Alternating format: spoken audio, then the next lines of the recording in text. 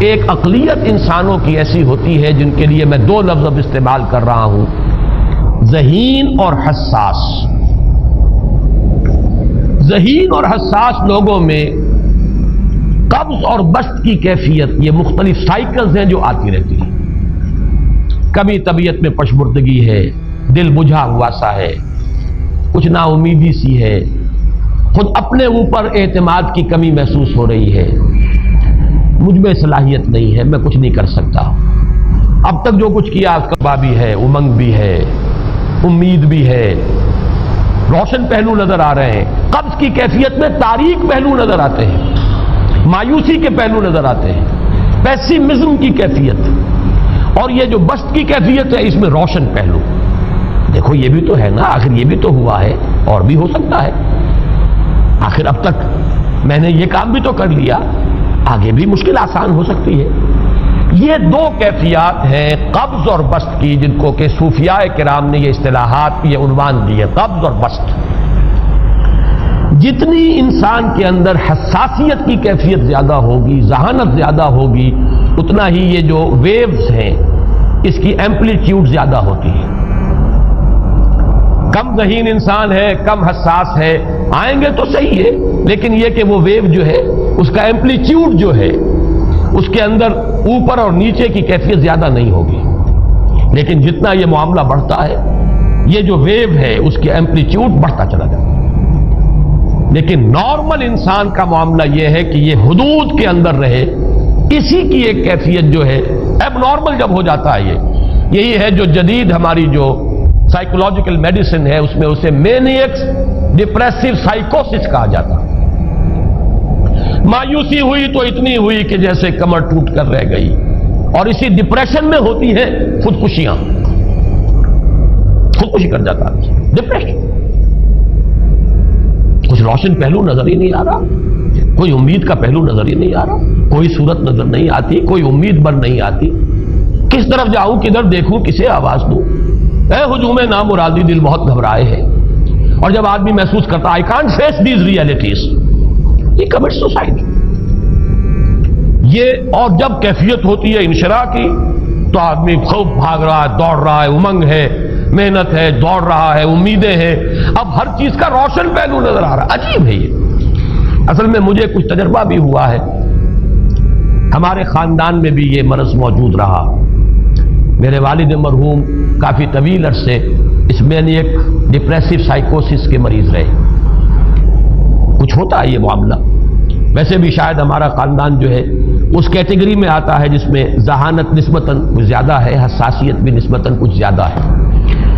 یہ دوسری بات ہے کہ کوئی شخص جو ہے یہ فلسفے کے طور پر اختیار کر لے کہ اپنے آپ کو ڈھیٹ بنا لینا ہے، یہ فلسفہ بھی بن سکتا ہے، لیکن یہ ہے کہ اگر آدمی چھوڑ دے اپنی طبیعت کو تو یہ دونوں کیفیات آتی ہیں۔ انہی کیفیات میں اگر یہ جو اپورڈ اینڈ ڈاؤنورڈ موومنٹ ہے یہ ایک حد سے نکل جائے تو یہ بیماری ہے مینیک سائیکوسس، مینیک ڈپریسو سائیکوسس۔ اس میں جب آدمی ہوتا ہے وہ اپر کیفیت میں تو اس کے اندر بڑی عظیمت ہے، روشنی ہے، امید ہے، لوگوں سے گفتگو کر رہا ہے، ہنس بول رہا ہے، خوب جو ہے محفل کے اندر، اب وہ محفل میں اسے دلچسپی محسوس ہو رہی ہے اور اسے ہر چیز کا روشن پہلو نظر آ رہا ہے، خود اپنے وجود کا بھی روشن پہلو، دوسروں کے وجود کا بھی، دوسروں کی بات میں سے بھی وہ اچھا پہلو تلاش کریں گے، وہ برا پہلو تلاش نہیں کریں گے۔ جب دوسری کیفیت ہے ڈپریشن کی، ہر ایک کی بات میں کوئی برائی نظر آئے گی، کوئی اس کی نیت کا فطور ہے، کوئی فساد ہے، کوئی یہ جو ہے بدنیتی کے ساتھ یہ بات کر رہا ہے، کوئی خیر کہیں ہے ہی نہیں، برائی ہی برائی ہے، مایوسی ہی مایوسی ہے، بدلی ہی بدلی۔ یہ ہے در حقیقت وہ کیفیت، اس کو غالب نے بہترین انداز میں تعبیر کیا ہے۔ ذہین اور حساس انسانوں میں ان کی جو ترقی ہے وہ انہی مراحل سے ہو کر گزرتی ہے، اور ہر ڈپریشن کے بعد، ڈپریشن میں اس سینس میں استعمال نہیں کر رہا یعنی بیماری کی حد تک پہنچنے والی ڈپریشن نہیں، صرف قبض کی حد تک پہنچنے والا معاملہ، ہر قبض کے بعد جب بسط آتا ہے تو آگے ترقی ہوتی ہے،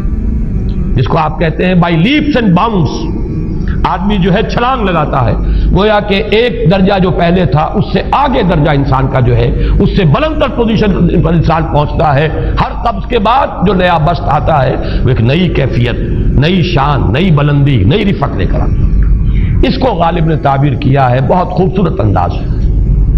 رکتی ہے میری طبع تو ہوتی ہے رواں اور، یعنی شاعر بھی کبھی ایسا وقت آتا ہے شعر جو ہے وہ اس پر نازل ہی نہیں ہو رہا، شعر نہیں کہہ پا رہا، طبیعت میں رکاوٹ سی ہے، بندش سی ہو گئی ہے، کوئی کلام موضوع ہو ہی نہیں رہا، لیکن پھر جب یہ کیفیت جو ہے بدلتی ہے اور جب پھر بست کی کیفیت آتی ہے، رکتی ہے میری طبع تو ہوتی ہے رواں اور، پھر اس کے اندر ایک جولانی نئی ایک کیفیت جو ہے انشراح کی، وہ ایک بالکل نئی کیفیت، نئی شان کے ساتھ۔ یہ ہے وہ معاملہ جو ان آیات مبارکہ کے پس منظر میں ہے۔ اسی لیے اب میں آپ کو اس کا حوالہ دے رہا ہوں، تفسیر مظہری میں قاضی ثناء اللہ پانی پتی رحمۃ اللہ علیہ نے بہت عمدہ بات فرمائی ہے کہ حالت قبض اگر کسی شخص پر طاری ہو تو اس حال میں اکسیر کا درجہ رکھتی ہے یہ سورہ مبارکہ، اس لیے کہ یہ نازل ہوئی ہے محمد الرسول اللہ صلی اللہ علیہ وسلم پر اسی حالت قبض میں۔ وَالضُّحَىٰ وَاللَّيْلِ إِذَا سَجَىٰ مَا وَدَّعَكَ رَبُّكَ وَمَا قَلَىٰ وَلَلْآخِرَةُ خَيْرٌ لَكَ مِنَ الْأُولَىٰ وَلَسَوْفَ يُعْطِيكَ رَبُّكَ فَتَرْضَىٰ أَلَمْ يَجِدْكَ يَتِيمًا فَآوَىٰ وَوَجَدَكَ ضَالًّا فَهَدَىٰ وَوَجَدَكَ عَائِلًا فَأَغْنَىٰ۔ یہ تمام آیات اب معلوم ہوگا کہ جیسے موتی پروئے ہوئے، ایک لفظ قبض، اب اس میں جو بھی واقعاتی اور جو میں نے آپ کو روایاتی جو بھی پس منظر بیان کیا وہ بھی فٹ بیٹھ رہا ہے، وہ خودکشی کا معاملہ بھی آ گیا اس میں فٹ بیٹھ رہا ہے کہ بخاری شریف میں روایت موجود ہے کہ حضور فرماتے ہیں کہ میری طبیعت پر اس درجے اضطراب تھا، اتنی کیفیت جو ہے میری تشویش کی تھی کہ میرے دل میں بار بار خیال آتا تھا کہ پہاڑ پر چڑھ کر اپنے آپ کو نیچے گرا دوں۔ یہ سارے معاملات اب آپ کو محسوس ہوگا جیسے تمام کڑیاں جو ہے وہ جڑ گئی، جیسے رات کو اب آپ اٹھ نہیں پا رہے، اضمحلال ہے، اعصابی جو ہے اعصاب اس درجے متاثر ہو چکے ہیں۔ صرف یہ ایک احساسات کی کیفیت نہیں ہے، آپ کی قوت فعلی جو ہے، قوت عملی، وہ بھی اس درجے متاثر ہو چکی ہے کہ کئی راتیں گزر گئی اور آپ رات کو نہیں اٹھ سکے، جس پر کہ ام جمیل کو یہ کہنے کا موقع مل گیا کہ معلوم ہوتا ہے محمد تمہارا شیطان تمہیں چھوڑ گیا۔ اب یہ جملہ اپنی جگہ پر اس کی کاٹ ہے یقیناً، اس سے یضیق صدرک بما یقولون، لیکن وہ کیفیت جس کی وجہ سے یہ جملہ آیا ہے اس پر نگاہ دوڑائیے، اس پر نگاہ کو مرکوز کریں گے تو معلوم ہوگا ایک لفظ قبض، یہ قبض کی ایک کیفیت تھی، اس قبضی کی کیفیت کا ایک مظہر یہ ہے چونکہ یہ بھی تو در حقیقت قلب مبارک جو ہے محمد الرسول اللہ صلی اللہ علیہ وسلم کا، اسی پر تو وحی کا نزول ہوتا تھا، یہ بھی وہی داخلی احساسات و کیفیات کا معاملہ ہے، یہی بھی در حقیقت یہ واردات قلبیہ ہی کا سارا معاملہ ہے، اس کو آپ خارج سے تعبیر نہیں کر سکتے، نہ ابھی کوئی ایسے مصائب تھے، نہ ایسی کوئی مشکلات تھیں، نہ ابھی کوئی رد و قضا ایسی شروع ہوئی، نہ ابھی کوئی بحث و نزاع کا معاملہ ایسا ہوا، نہ کوئی ابھی کوئی فزیکل پرسیکیوشن شروع ہوئی، یہ سب داخلی ہی کیفیات ہیں، اور ان داخلی کیفیات کے حوالے سے ان سورہ مبارکہ کو اگر صحیح سمجھا ہے تو صوفیہ نے سمجھا۔ وہ جو اقبال کا شعر ہے کہ کچھ جو سمجھا میرے شکوے کو تو رضواں سمجھا، مجھ کو جنت سے نکالا ہوا انسان سمجھا، اور کون سمجھے گا؟ وہ تو سمجھے گا کہ دکھے ہوئے وہ دل کی صدا ہے، وہ کیا ہے جو اقبال کی وہ ایک نظم ہے پرندے کی فریاد، گانا اسے سمجھ کر خوش ہونا سننے والے،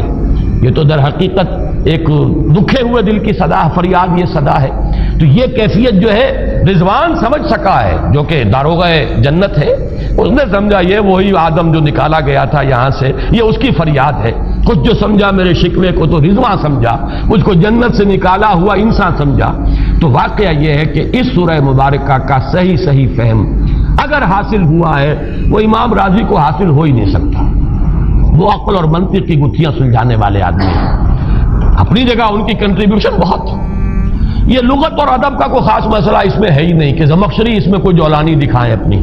اس میں کوئی ایسا اشکال ہے ہی نہیں، نحوی اشکال ہی نہیں، لیکن یہ واردات قلبیہ کا معاملہ ہے، احساسات باطنی کا معاملہ ہے، یہ نفسیات انسانی کا معاملہ ہے، اور اس کو وہی سمجھ سکتے ہیں کہ جو ماہرین علم نفس ہیں، اور وہ ہیں صوفیاء کرام ہمارے ہاں، جن کا وہ ذوق ہے، باطنی کیفیات و احساسات جن کا موضوع ہے کہ یہ در حقیقت حالت قبض کی کیفیت ہے۔